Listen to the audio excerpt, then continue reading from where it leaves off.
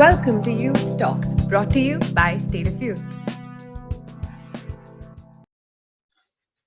Hello guys, this is Mohammed Al-Jinde. I'm a board member in State of Youth and a children's rights activist, and I'm hosting today's episode alongside Mariann, and we're going to talk about youth involvement in politics.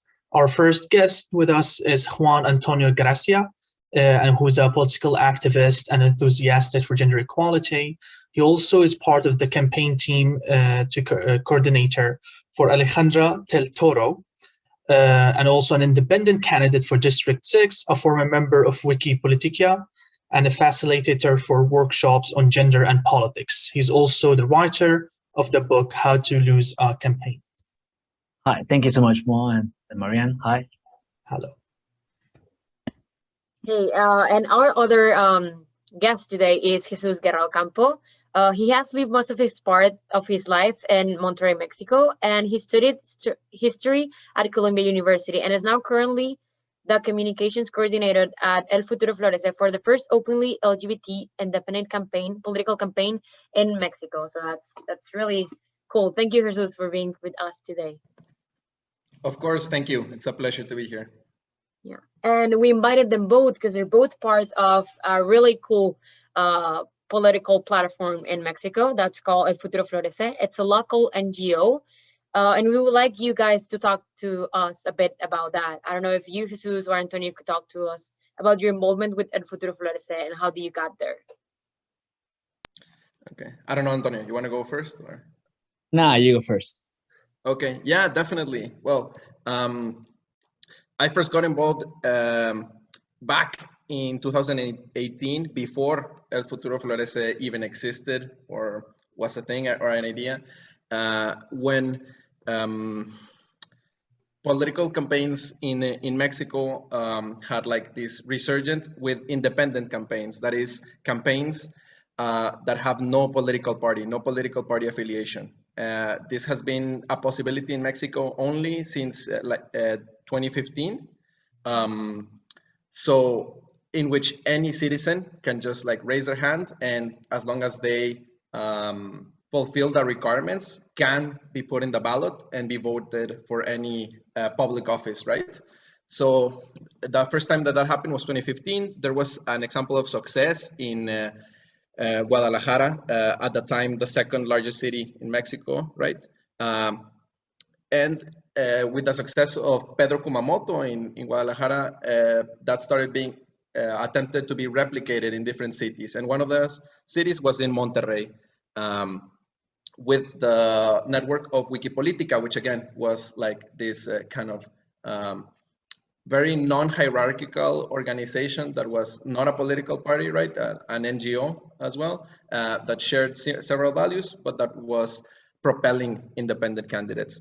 So I got involved as a volunteer in 2018 in the campaign of Alejandra del Toro for local Congress here in Monterrey in the state of Nuevo León in northern Mexico.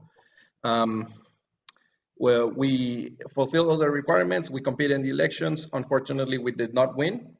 And afterwards, everyone went their separate different ways, or so I thought, until I was contacted earlier, I think it was 2019, 2020, maybe. I was contacted that, again, we were gonna attempt to do the impossible and win without the resources of political parties, but now with a new platform. So it was no longer Wikipolitica, it is now El Futuro Florece, which kind of translates to the future flourishes or the future blossoms. And again, this is not a standard political party. It is not a political party at all. Here in Mexico, we have public funding for political parties, right? And for political campaigns. So that means that if you get the registry as a political party and get the minimum amount of votes, you get public funding. And there's some requirements as to that, but without a political party, you get a lot less resources and a lot of less of that structure. And with that structure, well, it is not one that we wanted to participate in. And so a lot of the people that participated in 2018 gathered again to try to do it this time for the elections of 2021. And that's what we've been doing. We have now not only one candidate who was back in 2018, but now it's 4 candidates for local Congress. Again, here 3 in Monterrey, 1 in the neighboring municipality of Guadalupe, all for the Congress of Nuevo León. Yeah, and it's pretty cool to hear that these 4 candidates are completely like citizen candidates, which means they have no like affiliation to any political party. They do not have to follow like anyone's rule, and they actually represent the voices of different communities. So that's pretty cool. Yeah, definitely, because something that gets kind of criticized here a lot is like these career politicians, right? That jump from party to party as long as they're able to like compete and stay in Congress or stay without a lot of actual either ideological compromise, affiliation, or affiliation to their citizens. It's just like affiliation to the party. So that's kind of something we wanted to stay clear from. Yeah, exactly. Yeah, well, for me, as Jesus just mentioned, that's pretty much the story of Futuro Florece, and I contact them and get to know each other back in 2017, and it was just a random thing to get to know them. And for me, a political guy who never really was shown a really good place to do politics and never saw a place to do it and never feel like represented. So this was like magical, you know. So Wikipolitica, as I just mentioned, it was more like a national effort, you know. We have like 10 or 11 cities. It was pretty hard. It had its challenge, but Futuro Flores is more like just in Monterrey, as mentioned. And it's hard. But at the same time, it's beautiful. It's something that I always said, like when everyone asked me about the last campaign of Alejandra in 2018, I always said that it was the most amazing thing to do, but also like the horrible thing. It was horrible, you know, like it's hard, but it's beautiful. So this is just an amazing place to be because we trust each other. It's not like a co-working thing. It's more like a family thing. Like I got to know all of you through this organization. So it is just amazing to be there. But you've mentioned that it is hard because in my mind, for example, as someone who grew up in a country where really political parties don't exist at all, you know, we have one person and one person only, which is Syria. Just so if no one knows, like it sounds quite of it sounds more something that comes from fantasy to have an independent party that does not necessarily receive any funding. But I would assume that's also creates some hardships because like structural hardships, let's say.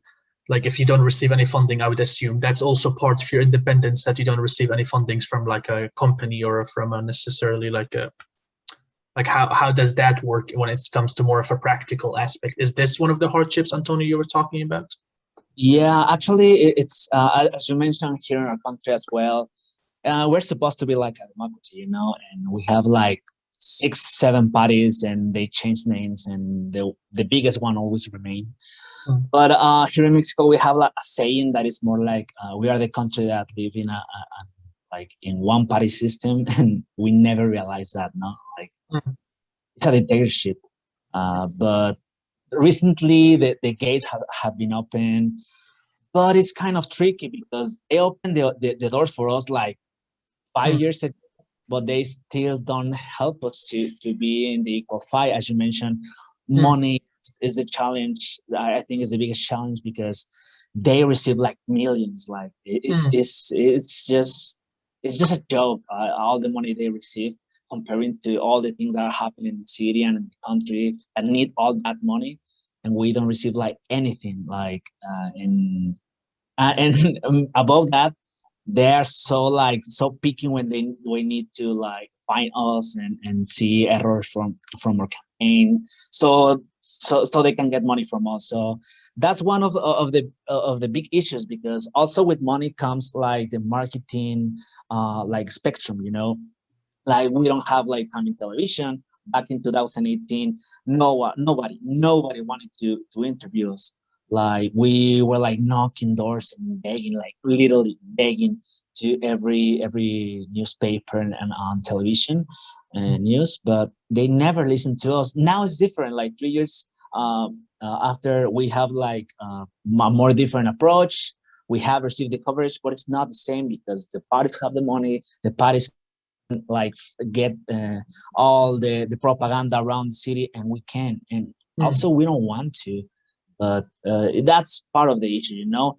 People also in Mexico, like they're kind of like they lost hope like many years ago, so they don't really get to know you because they just vote for, you know, like let's just see who's not that bad, and they don't give you the opportunity to get to know you, because one of the amazing things that happened is that we didn't have the difficulty to be loved by the people that we talked to.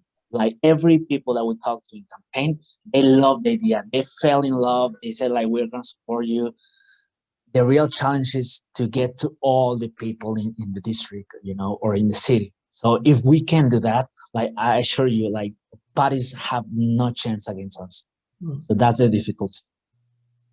Yeah, because I was thinking about it, like for example, here in Europe, like the newer parties that are coming out, like for example, the Green parties, they're finding quite difficult to reach people because really people have like fixed minded on the more traditional ones, like the right wing parties, like the more nationalist one, and then you have the like quite leftist or moderate parties, and people just vote for these. Like Green parties have not been able to build a base, even though like they're not the same as the independent. Like they actually do receive money and they do have resources, but it's more like the reach to the people. So maybe like, or also like maybe Jesus, since you also have been working in the ground, like how do you communicate the idea of like this, like being independent, or like for example your political agenda, because I would assume it's also different from the traditional parties. So how do you feel the people's response in Mexico to it? Antonio said it's good, but it's also, do you think there is more, there's also like some backlash to it? Yeah, definitely. So just to go back and give some context, yeah, something like independent campaign, something like El Futuro Florece really sprouts us out of a very specific circumstances, right? So here in Mexico, as Antonio was kind of referencing earlier, we had a one-party state for what was nearly like 70 years, right? So from like 1930 to 2000, the country was ruled by a single party.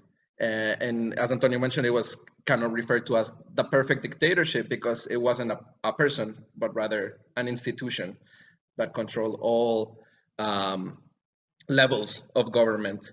And then in 2000, we had like the opening of democracy in theory. Other parties, another party, the opposition party, finally won the presidency. There was alternates in office, but that was in 2000, so it was 20 years ago. And really, the experience from 2000 to now has been, in some ways, one of disillusion, in the sense that other parties have now come, both right-wing and left-wing parties, and people still feel, especially at a local level, disillusionment. Here in Monterrey, Nuevo León, there really hasn't, for instance, there really hasn't been a strong left-wing in the state. And really people in Mexico and here locally, to get to your more specific question, are not really that politicized in a left-wing and right-wing kind of spectrum. I feel it's more of a who's more corrupt and who's less corrupt, like when it comes to voting, right? Or who's gonna actually so choosing from who's worse, who's the better devil. Unfortunately, it's not it's not as for some people it is ideological. I'm not denying that. Some people really care about specific ideological issues, but a lot of the times it's who has less connection with organized crime, who has less of a history of stealing public funds, right? So when you say less, that means they have, but not that much. Unfortunately, Yeah. like it's Okay. kind of Yeah. the base assumption that all politicians have some sort Okay. of connection. So in that scenario, in Monterrey, when talking to people, it's talking about that. It is talking about principles, but it's saying, hey, these political parties, all of them have had a chance to show their true colors, right? In some way or another.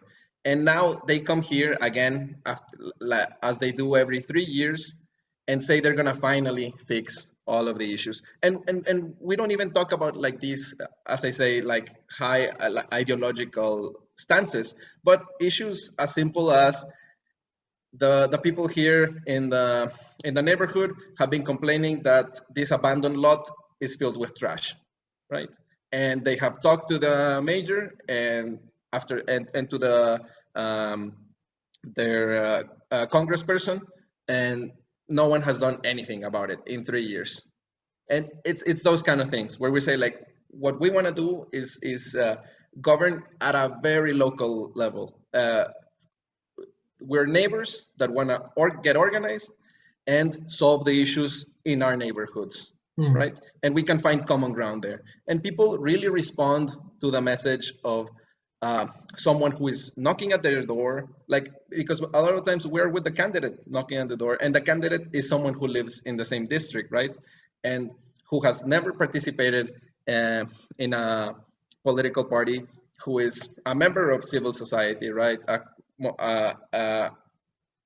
An organizer of some sort, and who is and our compromise is we're gonna when we win the election, we're gonna come back to each and every neighborhood and work from the local level to fix these very local issues, which should be like the most basic thing that government does or government officials do, but unfortunately not even that is sometimes accomplished.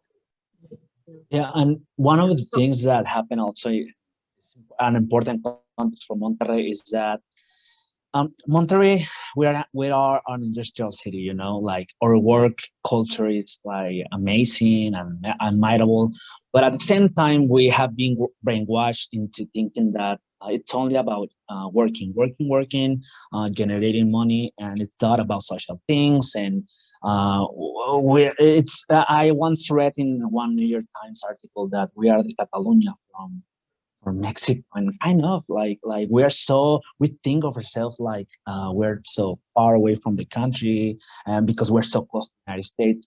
And at the same time, Monterrey happened to have like these 8 years of violence.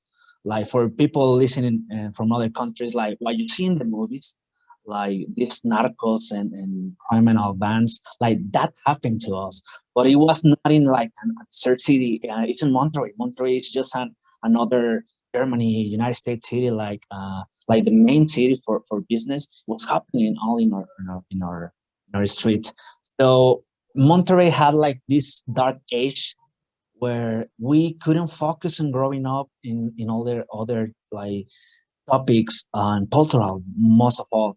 Like, you know, barely this year we are talking about legalizing like abortion, legalizing like weed and more social movements. But these talks, are talks that Mexico City back in the South, they are like having like 10 years ago. So we have this time where we had to be focused and not dying and like being able to survive, that we didn't have the chance to advance in our collective mind. So that is something that is a challenge for us, because right now like people are like talking about social movements, like about feminism and about all the things that are happening around the world, but we are so late. So we're trying to educate at the same time. At the same time as we are asking people to trust us, we're asking them we're trying to educate them in about what politics means, that it's not what we were taught back when we were kids, like about getting money, like catching criminals. It's about something simple as like making like an organization with your neighbor in your street and doing something collecting from the local thing. So we're trying to educate at the same time. So that is one of the beautiful things about our movement, but it's at the same time so difficult for us because some people just don't want to have it. They're so sick of it that they just don't want to have it, or they think like they're so old for that. So it's that is the context of Monterrey City. Like this is what we face every day. I think that's one of the cool things about El Futuro Florece, that they're not just like they are a nonprofit. They're not just a political group, for example, not a political party, but a political like a collective.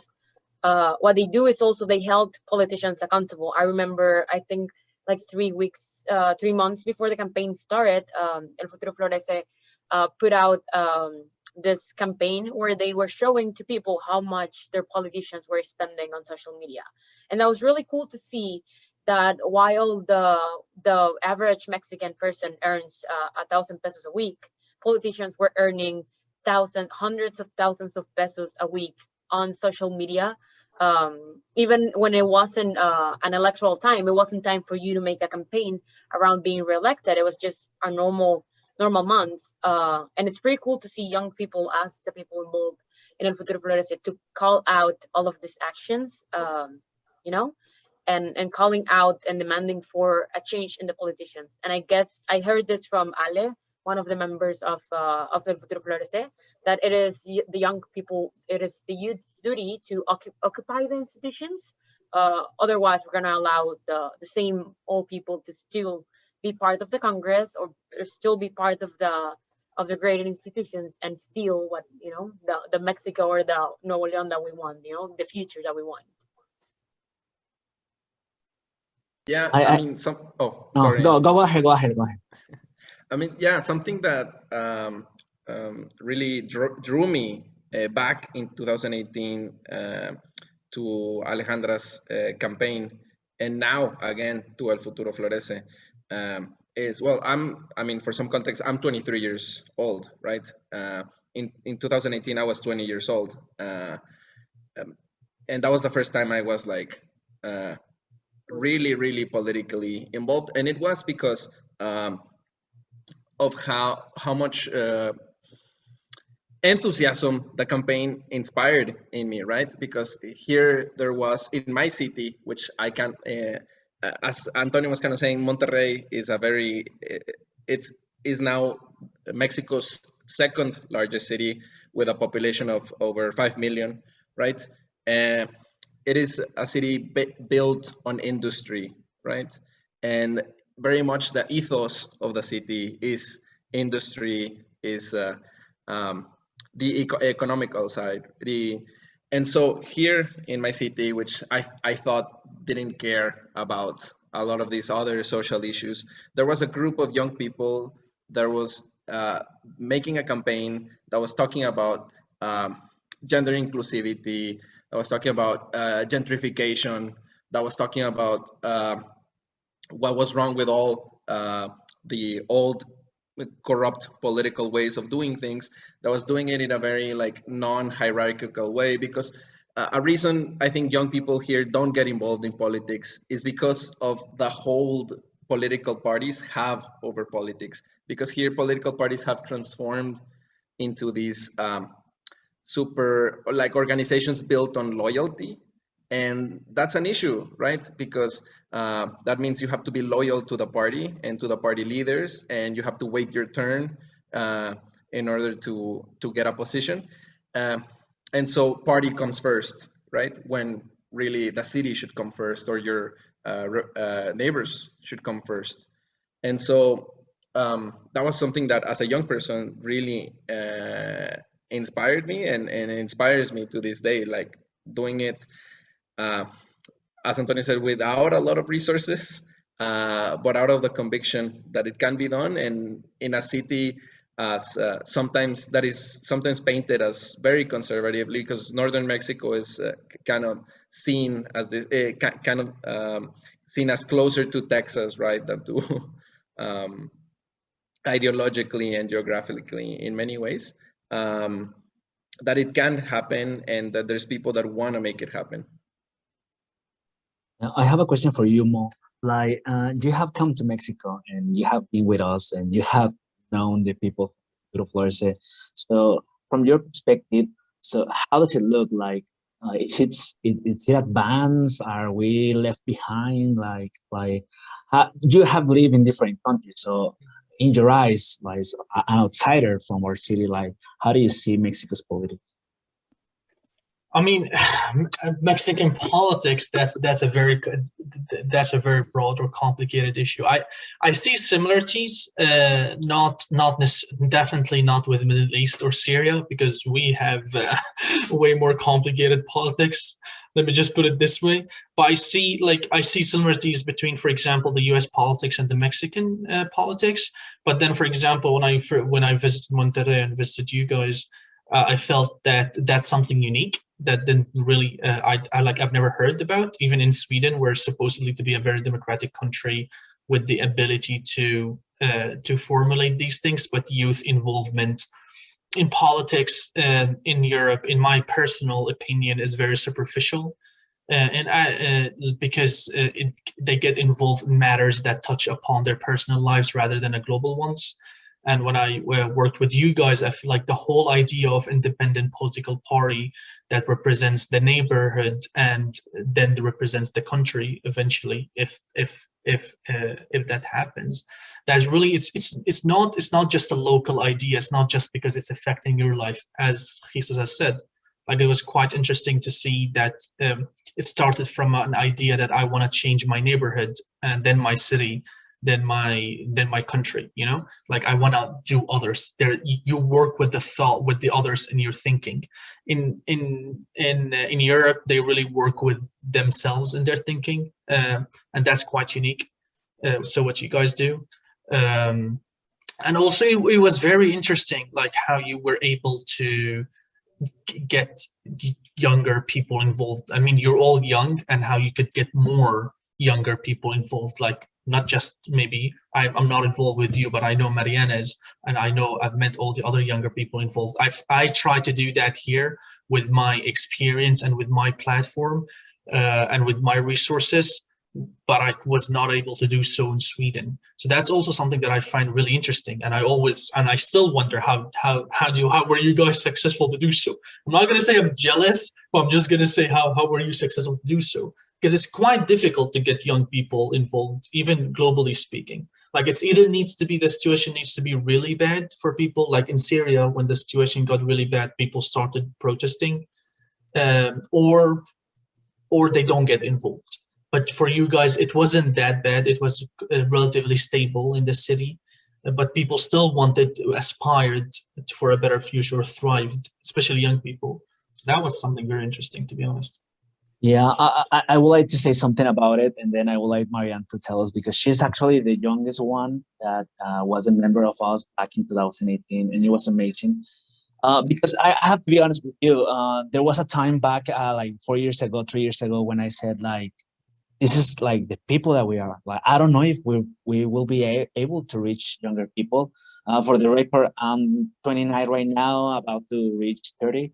So still young inside. I'm young, but you know, I'm not 20. So, and you know, as we said, there is every day kids turning 18, which is the majority of age to vote.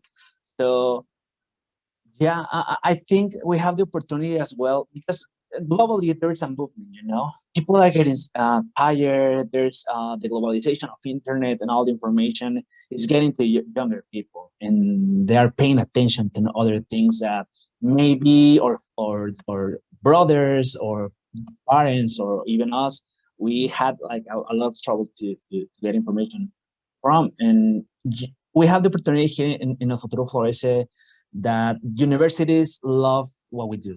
So we've been able to give like conference and be in classes, and I think there is something magical about the message, because everyone who steps into the building our organization. What they see is like these girls and boys who know from all life, but that's a lie. I mean, there are people I just met like 1 year ago, and I feel like they are my brothers and my sisters. So this is one thing. Like the principal message is that we do this for love, and we do this for passion, and we need to break like this mentality of I'm just born to work and buy a house and get married. I mean, that's amazing.